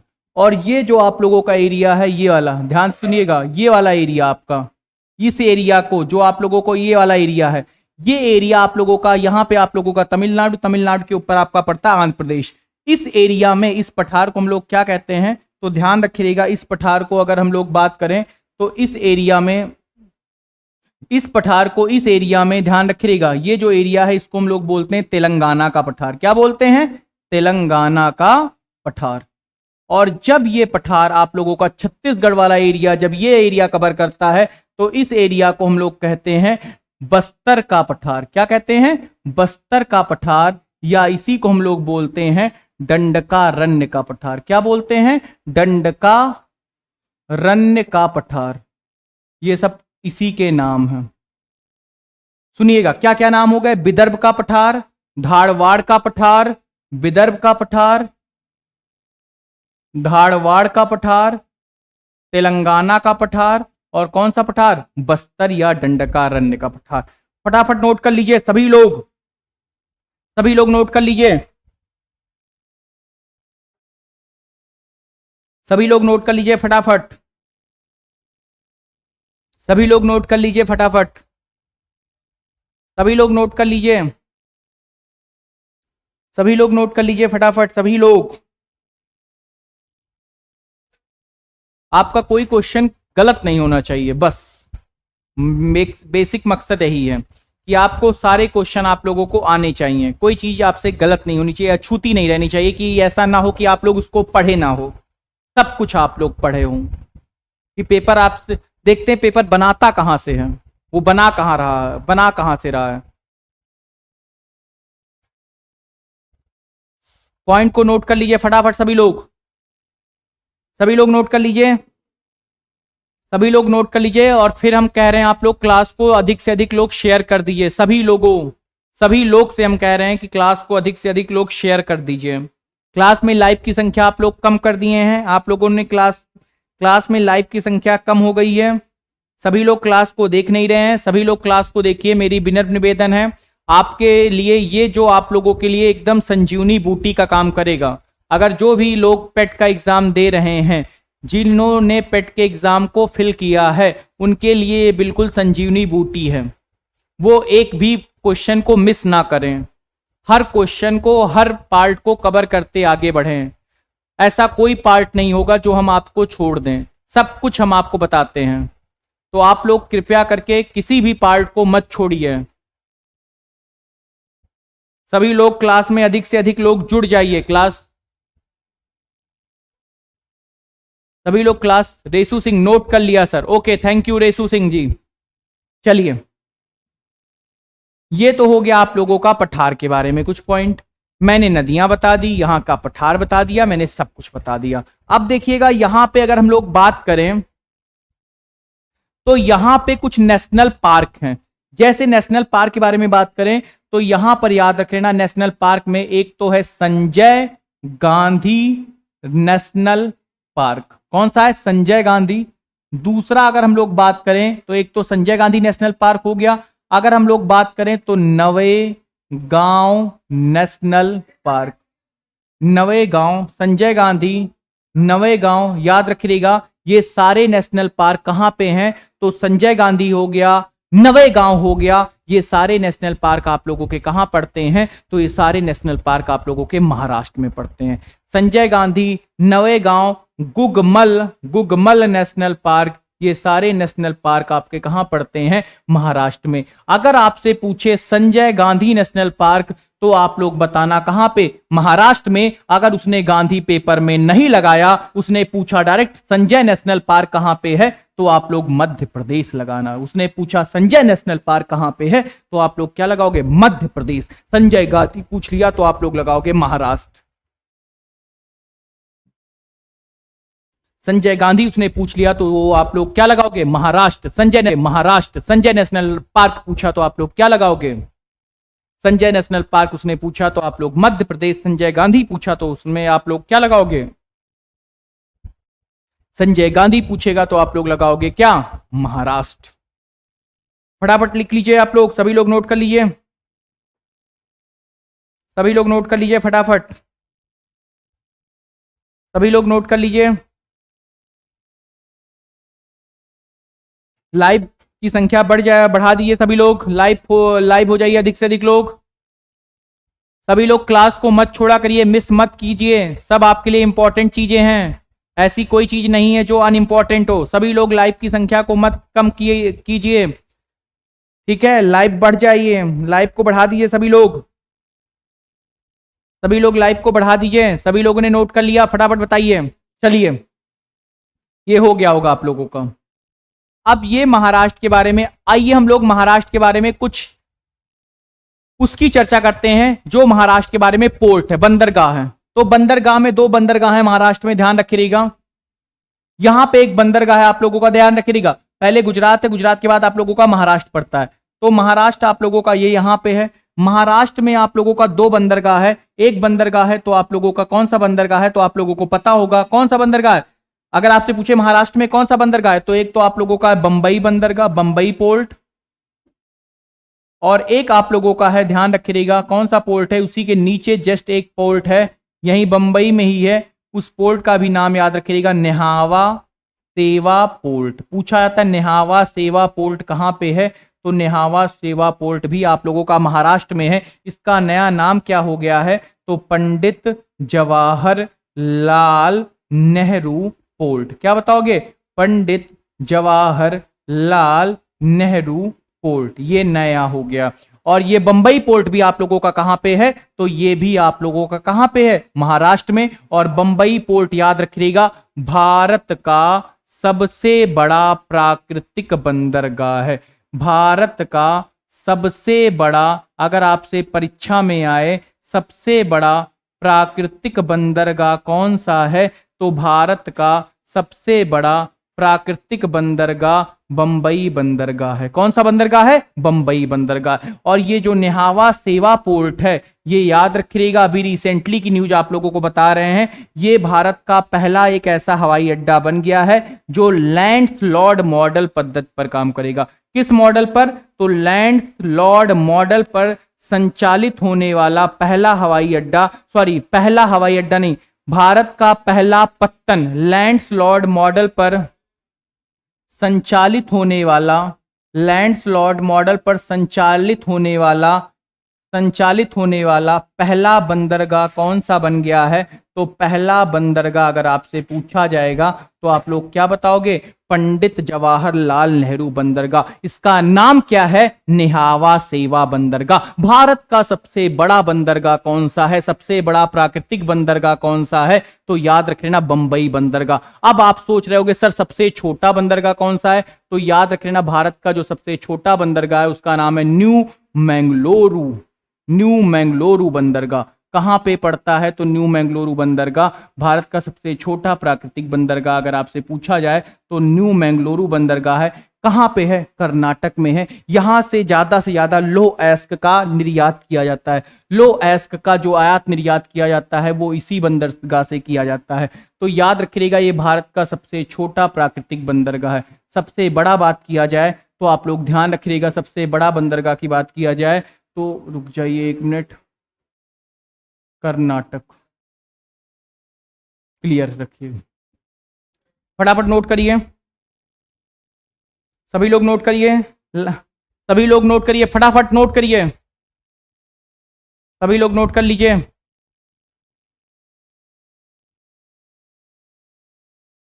सभी लोग नोट कर लीजिए फटाफट।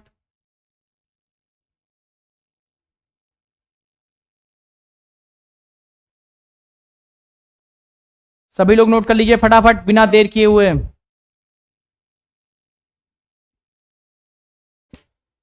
सभी लोग नोट कर लीजिए आप लोग फटाफट बिना देर किए हुए। एसपी गो गेमिंग, रेसू सिंह, सभी लोग नोट कर लीजिए। लाइव की संख्या को बढ़ा दीजिए। सभी लोग क्लास को लाइक कर दीजिए। सभी के सभी लोग जितने लोग लाइव हैं सभी लोग क्लास को लाइक कर दें। रेसू सिंह बिल्कुल।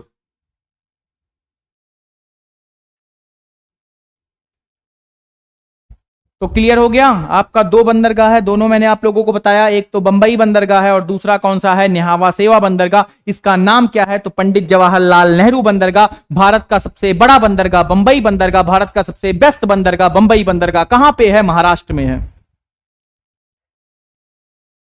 याद रखिएगा भारत का सबसे बड़ा बंदरगाह और भारत का सबसे बेस्ट बंदरगाह दोनों आपका बंबई बंदरगाह है। कहां पे है? महाराष्ट्र में है। क्या नाम है? तो इसका नाम है बंबई पोर्ट।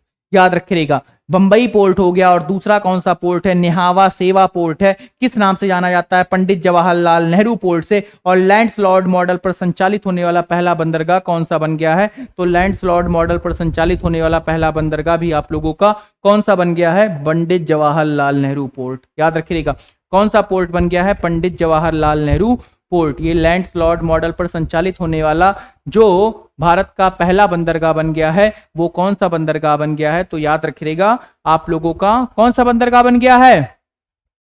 क्या बताओगे आप लोग? नेहावा सेवा पोर्ट। इसका नया नाम क्या है? तो आप लोगों को याद रखना है पंडित जवाहरलाल नेहरू पोर्ट। अगर आपसे पूछा है नेहावा सेवा पोर्ट को क्यों बनाया गया? क्योंकि बंबई बंदरगाह से आवाजाही ज्यादा होती थी, इंपोर्ट एक्सपोर्ट ज्यादा था। इस कारण से उसके भार को कम करने के लिए, उसके दबाव को कम करने के लिए उसी के स्थान पर एक और बंदरगाह खोल दिया गया है। उसका नाम क्या है? नेहावा सेवा बंदरगाह। क्या बंदरगाह है? नेहावा सेवा बंदरगाह। आप सुनिएगा अगर आपसे पूछा है विश्व का सबसे व्यस्ततम बंदरगाह कौन सा है या विश्व का सबसे ज्यादा व्यस्ततम बंदरगाह कौन सा है, तो याद रखिएगा विश्व का सबसे ज्यादा व्यस्त होने वाला जो बंदरगाह है, विश्व का क्या आप लोगों को यूरोप का बताते हैं। यूरोप का सबसे व्यस्ततम बंदरगाह कौन सा है? तो यूरोप का सबसे व्यस्ततम बंदरगाह अगर आपसे पूछा जाए, यहीं से क्वेश्चन हो, उसको भी क्लियर कर लीजिएगा, वो कौन सा बंदरगाह? रॉटरडम बंदरगाह।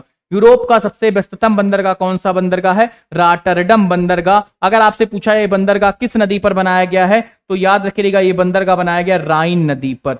राइन नदी को हम लोग क्या कहते हैं? तो राइन नदी को हम लोग कोयला नदी कहते हैं। कौन सी नदी कहते हैं? कोयला नदी। क्वेश्चन आता है क्योंकि इससे कोयले का आयात निर्यात ज्यादा होता है, जिस कारण से इस नदी का रंग काला हो गया है, इसलिए इसको कोयला नदी कहते हैं। और इस नदी के तट पर कौन सा बंदरगाह है? रॉटरडम बंदरगाह। और यूरोप का सबसे व्यस्ततम बंदरगाह कौन सा है? रॉटरडम बंदरगाह। बहुत पेपर में आता है। यूरोप का सबसे व्यस्ततम बंदरगाह कौन सा है? रॉटरडम बंदरगाह। किस नदी पर बनाया गया है? तो राइन नदी पर। राइन नदी को क्या कहते हैं? कोयला नदी कहते हैं। ध्यान रखिएगा राइन नदी को क्या कहते हैं? कोयला नदी कहते हैं। फटाफट कमेंट कर दीजिए, सभी लोग लाइव हो जाइए। सभी लोग राइन नदी को क्या कहते हैं? कोयला नदी कहते हैं। और इस नदी के तट पर कौन सा बंदरगाह बनाया गया? रॉटरडम बंदरगाह। और याद रखिएगा इस नदी को हम लोग किसकी संज्ञा देते हैं? तो कोयला नदी की संज्ञा देते हैं। कौन सी नदी कहते हैं इस नदी को? कोयला नदी कहते हैं। बताइए, इतनी चीजें क्लियर है? सभी लोग बताइए, लाइव की संख्या क्यों कम हो गई है? लाइव को आप लोग बढ़ाइए, लाइव अधिक से अधिक लोग लाइव, अधिक से अधिक लोग क्लास को देखिए। सभी लोग से विनम्र निवेदन है, क्लास को सभी लोग देखिए प्लीज, ये आप ही लोगों के लिए मैं करा रहा हूं। आप लोग अगर अगर आप लोग अच्छे से मुझे वो नहीं देंगे तो हम आप लोगों को कैसे बता पाएंगे? तेल नदी किसे कहते हैं? एसपी गेमिंग कहते हैं। तेल नदी किसे कहते हैं? बिल्कुल एसपी गेमिंग जी, हम बता रहे हैं तेल नदी किसको कहते हैं। एसपी गेमिंग जी, हम लोग तेल नदी कहते हैं नाइजर नदी को। कौन सी नदी कहते हैं? नाइजर नदी। आप एसपी गेमिंग पूछ रहे हैं तेल नदी किसको कहते हैं, आप लोग नोट करके लिख लीजिएगा। नाइजर नदी को हम लोग तेल नदी कहते हैं। कौन सी नदी कहते हैं? तेल नदी कहते हैं। नाइजर नदी को हम लोग याद रखिएगा तेल नदी कहते हैं। कौन सी नदी कहते हैं? नाइजर नदी को तेल नदी कहते हैं। क्यों कहते हैं? क्योंकि ये जो इस नदी से एक तेल होता है जिसका नाम है पॉम ऑयल। ये जो आसपास का जो एरिया होता है यहां पे पॉम बहुत होते हैं। पॉम का मतलब होता है ताड़, ताड़ ताड़ ताड़ का तेल। और ताड़ का तेल काफी ज्यादा मात्रा में बाहर जाता है, अन्य देशों या आपकी और सारे देशों में इसका निर्यात किया जाता है, जिस कारण से जो ताड़ का तेल होता है वो नदियों में गिर जाता है, तो नदी तैलीय अवस्था में आ जाती है। इसलिए इस नदी को तेल नदी कहते हैं। किस नदी को तेल नदी कहते हैं? तो याद रखिएगा नाइजर नदी को हम लोग तेल नदी कहते हैं। कौन सी नदी कहते हैं? तेल नदी कहते हैं। किस नदी को तेल नदी कहते हैं? नाइजर नदी को। अगर आपसे क्वेश्चन आए, ये बताइए भारत में सुनिएगा एक नदी है, उसका नाम आप लोगों ने सुना होगा महानदी। महानदी, उड़ीसा का शोक कहते हैं ना महानदी को, उड़ीसा का शोक कहते हैं महानदी को। रांची के पठार से निकलती महानदी, इसको हम लोग क्या कहते हैं? उड़ीसा का शोक कहते हैं। महानदी का विवाद भी चलता है किन दो राज्यों के बीच में? छत्तीसगढ़ और उड़ीसा के बीच में महानदी जल विवाद। कौन से राज्यों में? छत्तीसगढ़ और उड़ीसा, ये दो राज्यों को लेकर के विवाद चलता है। इसी नदी पर हीराकुंड बांध है और इसी महानदी की एक सहायक नदी है जिसका भी नाम तेल नदी है। महानदी की एक सहायक नदी है जिसका नाम क्या है? तेल नदी है। कौन सी नदी है? तेल नदी है। महानदी की सहायक नदी है जिसका नाम कौन सी नदी है? तेल नदी है। याद रखिएगा महानदी। महानदी का विवाद किन दो राज्यों में? छत्तीसगढ़ और उड़ीसा, छत्तीसगढ़ और उड़ीसा, छत्तीसगढ़ और उड़ीसा। याद रखिएगा। कावेरी नदी का विवाद किन दो राज्यों के बीच में? कर्नाटक तमिलनाडु, कर्नाटक तमिलनाडु, कर्नाटक तमिलनाडु। अगर आपसे पूछे महानदी का विवाद किन दो राज्यों के बीच में, तो आप लोग याद रखिएगा छत्तीसगढ़ और उड़ीसा, छत्तीसगढ़ और उड़ीसा। अगर आपसे पूछा है महानदी की सहायक नदी कौन सी नदी है, तो तेल नदी। कई सारी नदियां हैं, सेवराय है, हांसो है, मंद है, तेल है, ओंग नदी है, बहुत सारी नदियां हैं। तो याद रखिएगा तेल नदी किसकी सहायक नदी? महानदी की। और तेल नदी की संज्ञा किस नदी को देते हैं? नाइजर नदी को। अगर आपसे पूछा जाए ये बताइए राइन नदी पर कौन सा बंदरगाह है? रॉटरडैम बंदरगाह। और नाइजर नदी को क्या कहते हैं? कोयला नदी कहते हैं। फटाफट बताइए, सभी लोगों को सारी चीजें क्लियर हैं? सभी लोग क्लास को लाइक कर दीजिए, तभी हम लोगों को एनर्जेटिक और मिलती है, हम और एनर्जी से आप लोगों को पढ़ा पाते हैं। फटाफट बताइए, सभी लोगों को सारी चीजें क्लियर हैं? सभी लोग बताइए कमेंट करके, बिना देर किए हुए। आप लोग बहुत देर करते हैं, फटाफट बताइए कमेंट किए करके। सभी लोगों को सारी चीजें क्लियर है? किसी को कोई दिक्कत? सभी लोग कमेंट करके एक बार बता दीजिए, सभी लोगों को सारी चीजें क्लियर है?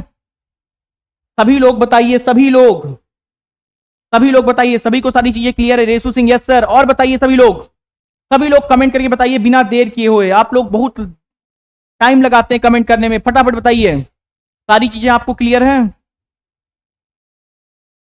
एसपी गेमिंग बताइए फटाफट, एसपी गेमिंग यस। रेसू सिंह फटाफट बताइए सभी लोग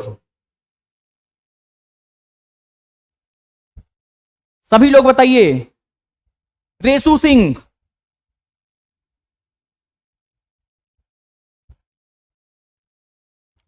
फटाफट बताइए सभी लोग। आप लोग किसी को किसी तरीके की दिक्कत? किसी को किसी तरीके की दिक्कत? कुछ ऐसी चीजें ना एसपी गेमिंग को? Yes sir, okay thank you. तो बस आज की क्लास हम आप लोगों को यहीं पे समाप्त करते हैं। आज की क्लास हम आप लोगों को यहीं पे समाप्त करते हैं। बाकी आप लोगों की क्लास नेक्स्ट टर्न पे हम आप लोगों को डिस्कस करेंगे। अब आप लोग सभी लोग मिलकर के बताइए आज की क्लास आप लोगों को कैसी लगी? एकदम अच्छे से, बिल्कुल किसी भी तरीके से आप लोग ये मत सोच के बताइएगा कि हमको अच्छी कहना है। आपको खराब लगी हो तो आप खराब भी कहिए, निसंकोच बताइए आप लोगों को कैसी लगी आज की क्लास। फटाफट बताइए, सभी लोग बताइए आज की क्लास आप लोगों को कैसी लगी? आज की क्लास आप लोगों को कैसी लगी? बस आज की क्लास हम आप लोगों को यहीं पे समाप्त करते हैं। फटाफट बताइए आज की क्लास आप लोगों को कैसी लगी, सभी लोग कमेंट करके बता दीजिए। एसपी गेमिंग को बहुत अच्छी लगी, सभी लोग कमेंट करके बता दीजिए। अगर किसी को खराब लगी हो वो भी कमेंट करके बता दे, सर हाँ मुझे खराब लगी, मुझे ये समझ में नहीं आया, तो भी मुझे अच्छा लगेगा कि कोई झूठ तो नहीं बोल रहा है। कम से कम किसी को सच बोल करके। एसपी गेमिंग को मजा आ गया सर। चलिए एसपी गेमिंग को थैंक यू। सभी लोग बता दीजिए क्लास आप लोगों को कैसी लगी, बिल्कुल बेहिचक बिना किसी Resu Singh. Super energetic class sir ji, super energetic class sir ji. सभी लोग बता दीजिए क्लास आप लोगों को कैसी लगी, किसी भी तरीके की कोई भी वो नहीं है हेसिटेशन, सभी लोग अच्छे से बता दीजिए।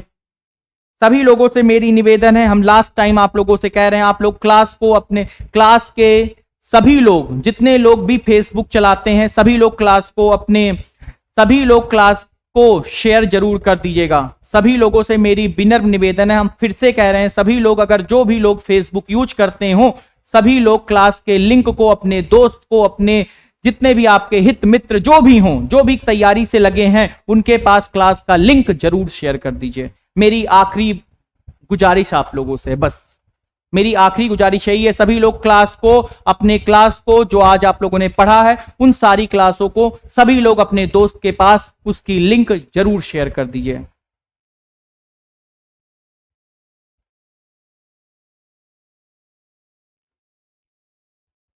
सभी लोगों से गुजारिश है, इतना आप लोग जरूर कर दीजिए। चलिए थैंक यू क्लास।